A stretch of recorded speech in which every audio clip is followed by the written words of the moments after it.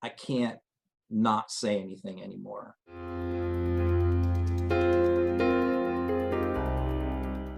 I've been a Republican since I was old enough to vote. I was the president of the second largest Republican club in the state of Florida, serving in the military, serving in law enforcement. I guess I've had the traditional sort of conservative Republican background. I had never seen this cult-like rabidness among the Republican base that they had for Trump.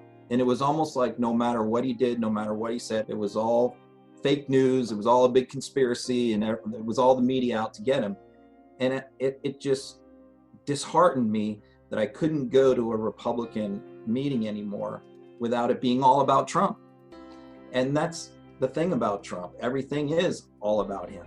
And so the Republican meetings became all about Trump. As a military veteran, I mean, there's been a number of things over the years that have upset me about Trump, going back to, okay, he dodged the Vietnam War using a bogus medical deferment. Well, I can remember all of the people like me disparaging Bill Clinton for the same thing. Well, here's Donald Trump, who has done exactly the same thing, and they just give him a pass. When you're firing every inspector general, so there's no oversight over your authoritarian things that you're doing, and you're threatening to sue or prosecute John Bolton for publishing a memoir when you're using military tactics to clear a public park, Lafayette Square, using the military to suppress First Amendment. These are things that libertarians are completely against.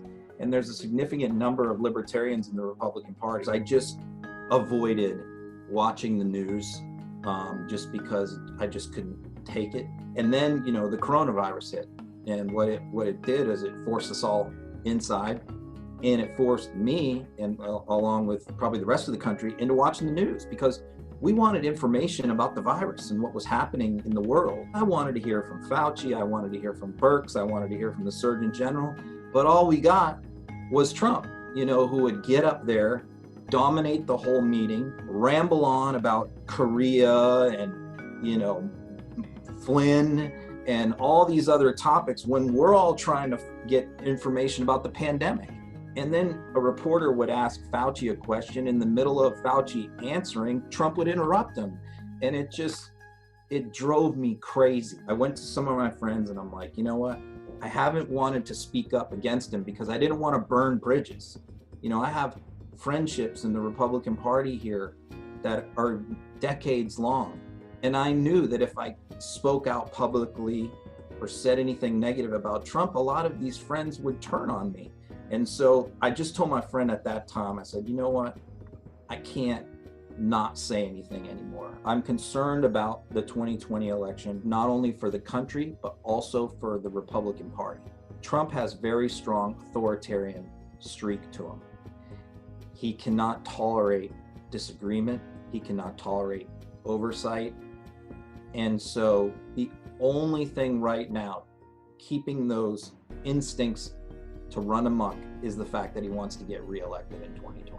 Once that's gone, I think he'll be way worse over the next 4 years. So that's why I fear for the country. The cult of personality in the Republican Party being all about Trump needs to be exercised.